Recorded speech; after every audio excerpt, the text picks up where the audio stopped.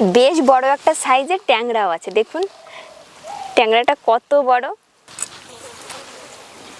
আজকে পুরো সবজির ঝুড়ি নিয়ে চলে এসেছি।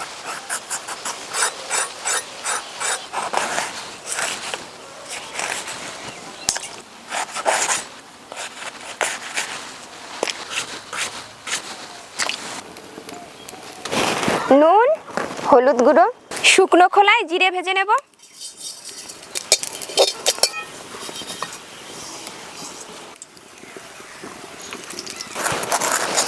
জিরে গরম থাকতে থাকতে গুঁড়ো করে নিলাম। এখানে মাছ দিয়ে দেব।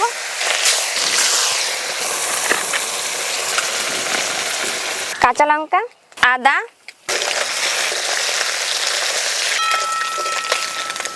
মাছ লাল লাল করে ভেজে নিলাম। খুব বেশি তো মশলা ব্যবহার করছি না, কাঁচা লঙ্কা, আদা আর একটু জিরে গুঁড়ো।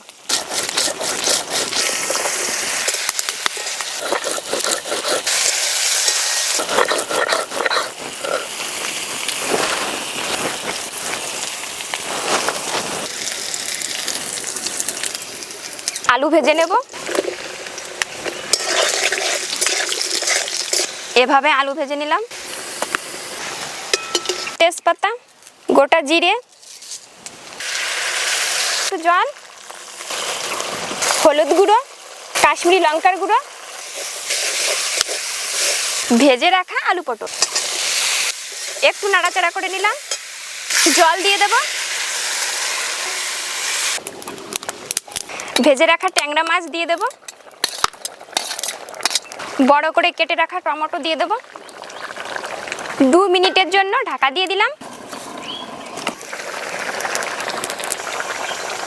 এবার ভাজা মশলা ছড়িয়ে দেব।